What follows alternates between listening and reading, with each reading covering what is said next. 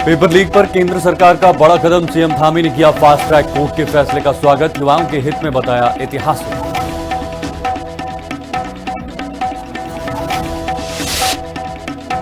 Paper leak और NEET विवाद पर बढ़ा आक्रोश। ऋषिकेश और मसूरी में एबीवीपी और एनएसयूआई का उग्र प्रदर्शन। शिक्षा मंत्री धर्मेंद्र प्रधान का पुतला दहन कर इस्तीफे की मांग।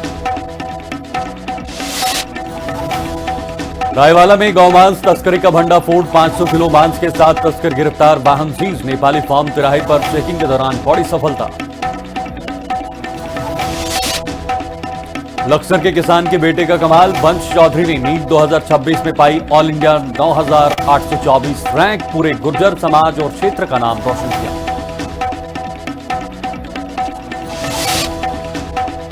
ऋषिकेश में आर्थिक तंगी से परेशान पूर्व जिम संचालक ने लगाया फंदा। सुसाइड नोट बरामद। जिम में हुए भारी नुकसान के कारण तनाव में था विशाल त्यागी।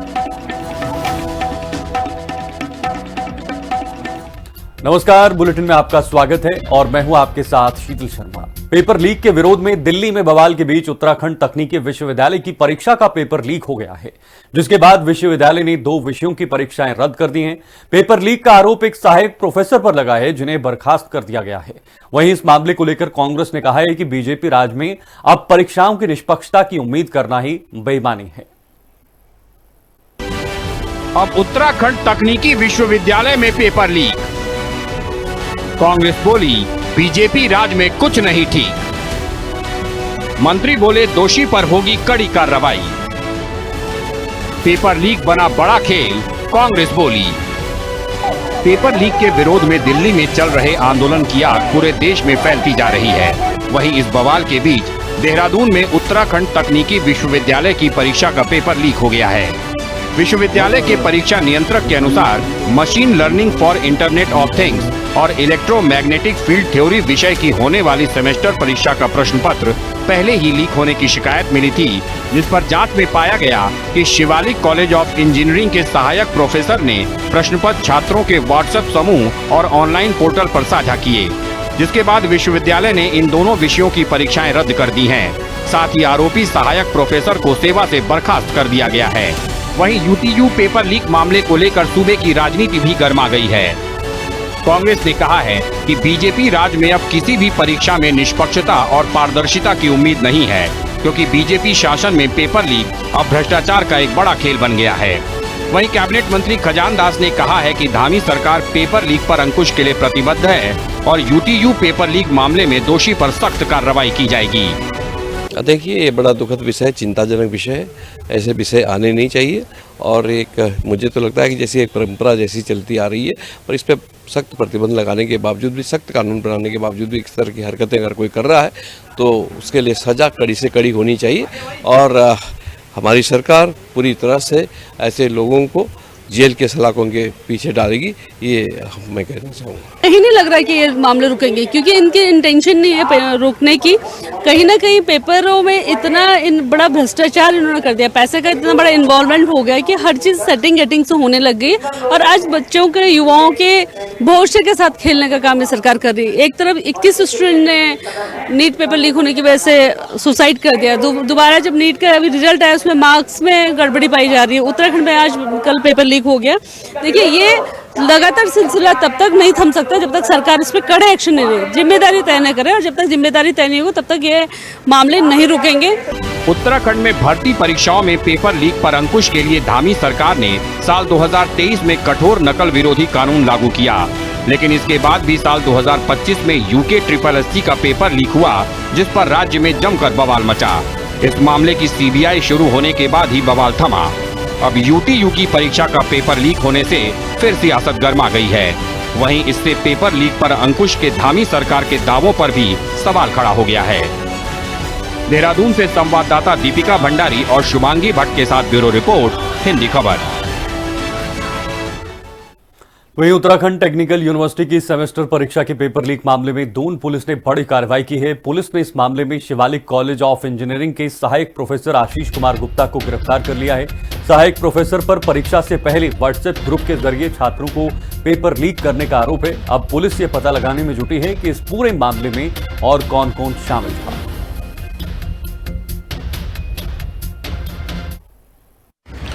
आज दिनांक 23/7/26 को उत्तराखंड तकनीकी विश्वविद्यालय के परीक्षा नियंत्रक डॉक्टर विनय कुमार पटेल के द्वारा थाना प्रेमनगर पर एक लिखित तहरीर दी गई, जिसमें उनके द्वारा बताया गया कि विश्वविद्यालय को एक ईमेल प्राप्त हुआ जिसमें ये बताया गया था कि दिनांक 8/7/26 को जो परीक्षा आयोजित की गई थी उसमें जो प्रश्न पत्र में जो क्वेश्चंस पूछे गए थे वो क्वेश्चंस जो हैं पहले ही आशीष कुमार गुप्ता जो कि शिवालिक इंजीनियरिंग कॉलेज में सहायक प्रोफेसर के पद पर नियुक्त थे उनके द्वारा कुछ छात्रों को व्हाट्सएप के माध्यम से दे दिए गए थे। इसके संबंध में विश्वविद्यालय के द्वारा आंतरिक जांच समिति का गठन किया गया और आंतरिक जांच समिति के द्वारा भी यह पाया गया कि आशीष कुमार गुप्ता के द्वारा अपने आप को अनुचित लाभ पहुंचाने के उद्देश्य से कुछ प्रश्न पत्र जो है छात्रों को। इधर देहरादून में कांग्रेस प्रदेश मुख्यालय में कांग्रेस के अनुसूचित जाति प्रभाग और अल्पसंख्यक प्रकोष्ठ के प्रदेश अध्यक्षों ने प्रेस वार्ता कर बीजेपी सरकार पर गंभीर आरोप लगाए। कांग्रेस अनुसूचित जाति प्रकोष्ठ के प्रदेश अध्यक्ष मदन लाल ने बताया कि 27 जुलाई को कांग्रेस के अनुसूचित जाति प्रभाग और अल्पसंख्यक समाज के लोग दिल्ली जंतर मंतर पर बीजेपी सरकार के खिलाफ प्रदर्शन करेंगे। उन्होंने सरकार पर निशाना साधते हुए कहा कि प्रदेश में अनुसूचित जाति जनजाति अधिनियम का पालन नहीं किया जा रहा है।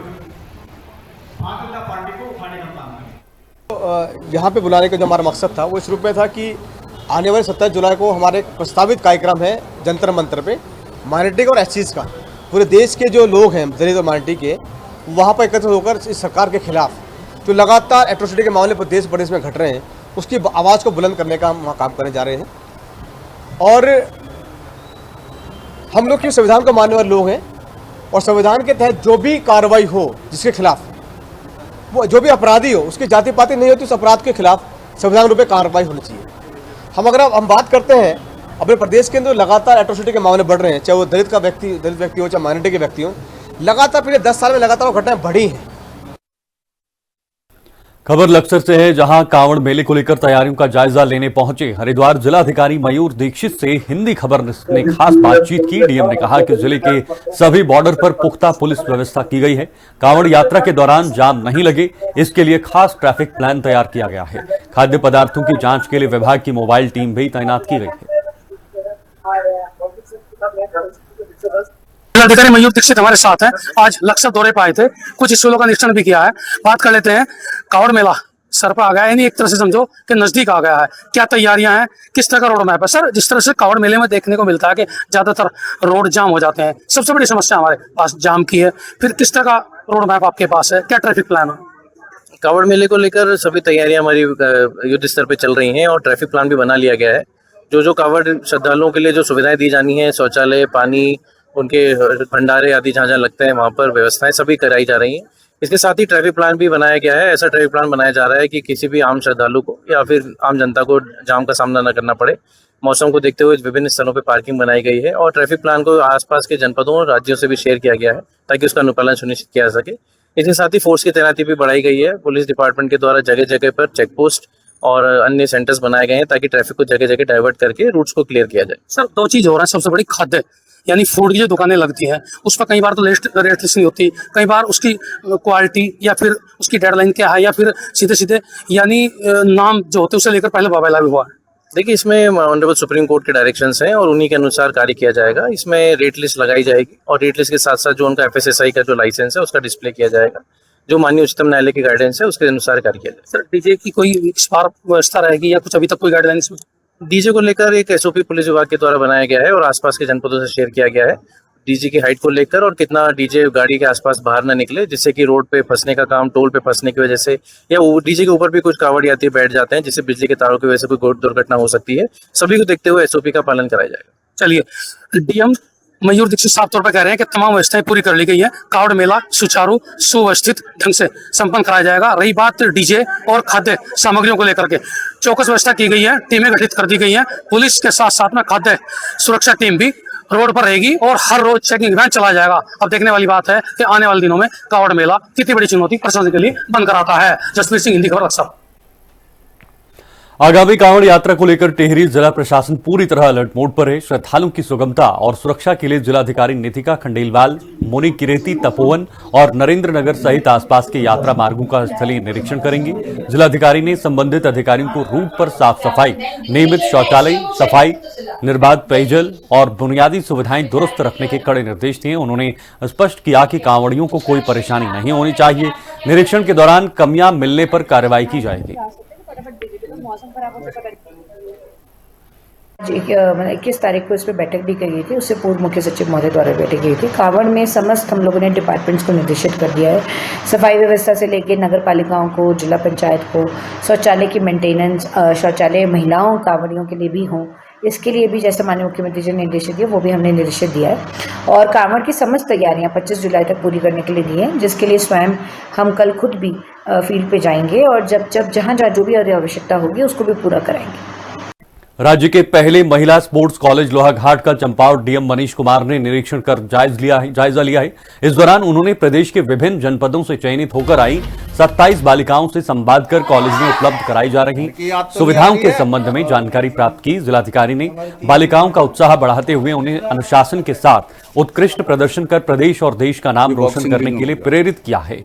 निरीक्षण के दौरान जिलाधिकारी ने मेस में भोजन की गुणवत्ता, स्मार्ट क्लासरूम, हॉस्टल, खेल परिसर और अन्य व्यवस्थाओं का भी गहन निरीक्षण किया।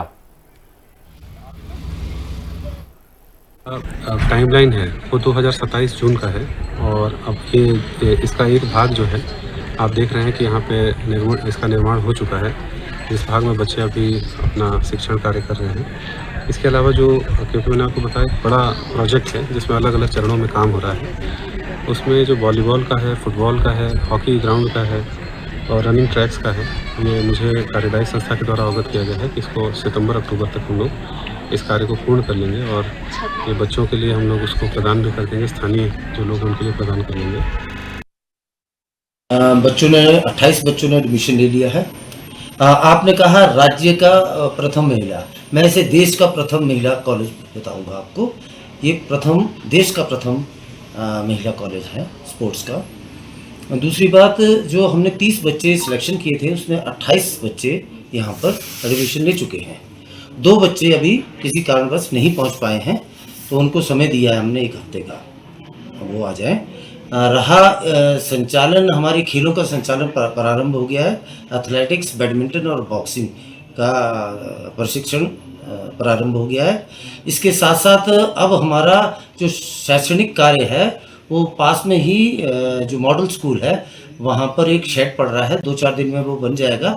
नेक्स्ट वीक से हम वहाँ पर इन बच्चों को प्रवेश दिला के वहाँ पढ़ने भेजेंगे। टिहरी जिलाधिकारी नितिका खंडेलवाल के अनुसार जिले में मुख्यमंत्री की अधिकांश घोषणाओं के तहत निर्माण कार्य पूरी तरह संपन्न हो चुके हैं। वर्तमान में जिला स्तर पर कोई भी कार्य लंबित नहीं। इनमें सर्वाधिक विकासात्मक घोषणाएं जल संस्थान विभाग से संबंधित थीं, जिन्हें सफलतापूर्वक पूरा कर लिया गया। जिलाधिकारी ने बताया कि इन प्राथमिकताओं के साथ साथ राज्य सेक्टर और जिला योजना के कार्यों की भी अधिकारियों के साथ समय समय पर समीक्षा बैठकें की जा रही हैं।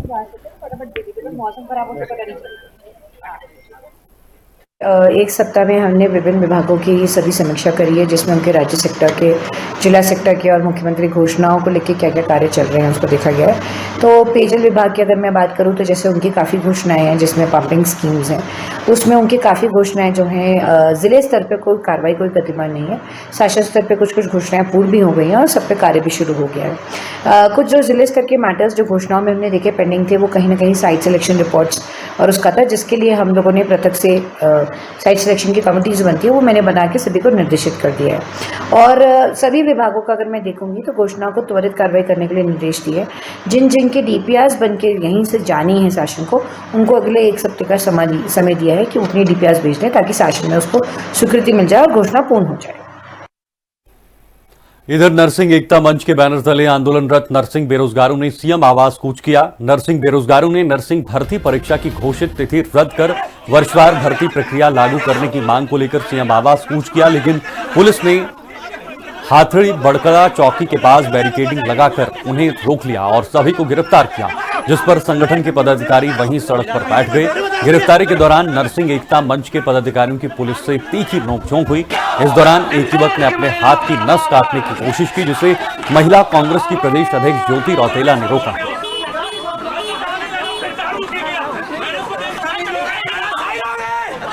वर्षवार चयन को लेकर एक बार फिर से नरसिंह एकता मंच के तमाम जो बच्चे हैं वो सड़कों पर हैं। सीएम आवास कुछ नहीं निकले कि पुलिस ने उनको हाथीपटला बैरिकेड के पास यहाँ पर रोक लिया है, लेकिन वो टस उनको तैयार नहीं। उनकी मांग है, वो कई महीनों से धरने दे रहे हैं, लेकिन कहीं ना कहीं शासन प्रशासन उनकी सुन नहीं रहा है। हमारे साथ नरसिंह एकता मंच के अध्यक्ष नवल पुलिर मौजूद है, उनसे जानेंगे। सर, आप कई महीनों से आप धरने पर बैठे हैं, लेकिन कुछ हो नहीं रहा है, क्या लगता है सरकार मानेगी? देखिए, ये एक तरीके से अपनी बात को रखने का हक नहीं है। आज हम माननीय मुख्यमंत्री जी पे पहुंचे ताकि हमें समय दिया जाए, एक बात करने के लिए डेलीगेट्स को बुलाया जाए। तो सोचिए आप किस तरीके से सरकार की तानाशाही है, बिना सोचे हुए। आप देखिए मीडिया बंधुओं से कौन दिखाएगा, देखिए अपनी बात रखने के लिए भी समय नहीं दिया जा रहा, किस तरीके से हमें उठाने का कार्य स्टार्ट हो चुका है।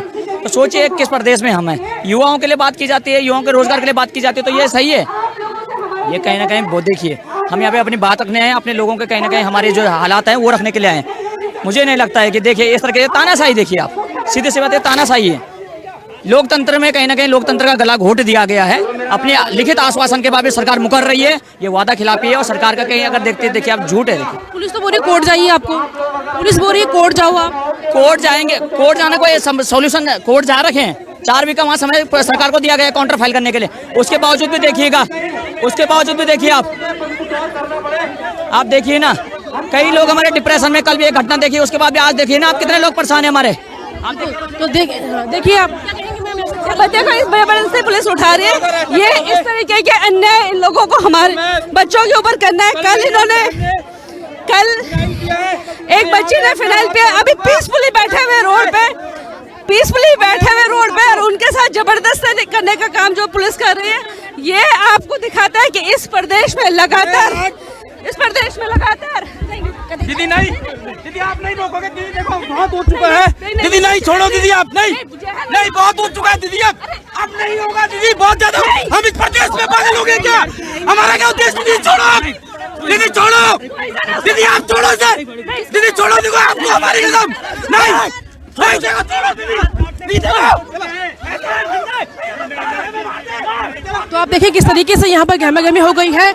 जो नरसिंह एकता मंच के सदस्य हैं वो अपने हाथ की नस काटने को तैयार है। ऐसे में पुलिस से उनकी झड़प हो गई है, उन्हें यहाँ से ले जाया जा रहा है, गिरफ्तारी उनकी हो रही है, लेकिन कहीं मानने को तैयार नहीं है। तमाम नरसिंह एकता मंच के तमाम बच्चे हैं वो मानने को तैयार नहीं है। उनका साफ तौर पर कहना है कि वो आत्महत्या कर लेंगे वरना सरकार उनकी मांगों को माने। तो कहीं ना कहीं जो मामला है वो गंभीर होता जा रहा है, गर्म होता जा रहा है, क्योंकि इनका ये भी कहना है कि स्वास्थ्य मंत्री का साफ तौर पर ये कहना है कि आपका मामला कोर्ट में चल रहा है और ऐसे में आप वहाँ जाइए, लेकिन ये चाहते हैं कि मुख्यमंत्री हमारी बात सुने। और इसी मांग को लेकर आज सीएम आवास कूच करने जा रहे थे, लेकिन पुलिस ने उनको रोक लिया है। और देखिए किस तरीके से सुसाइड करने को तैयार है। उनका साफ तौर पर कहना है या तो हमारी मांगें मानिए या हम सुसाइड कर लेंगे, अपनी जीवन लीला समाप्त कर लेंगे। तो कहीं ना कहीं ये ध्यान देने वाली बात है। गिरफ्तारी हो रही है, पुलिस लगातार समझाने की कोशिश कर रही थी, लेकिन जो तमाम नरसिंह एकता मंच के लोग हैं वो उठने को तैयार नहीं थे और अब अंत में उनकी गिरफ्तारी हो रही है। देखना ये होगा क्या इस एक्शन के बाद सरकार इनकी मांगों पर ध्यान देती है या नहीं, क्योंकि इनकी मांग है कि वर्षवार जो चयन है वो होना चाहिए। कैमरा पर्सन के साथ दीपिका भंडारी, हिंदी खबर, देहरादून।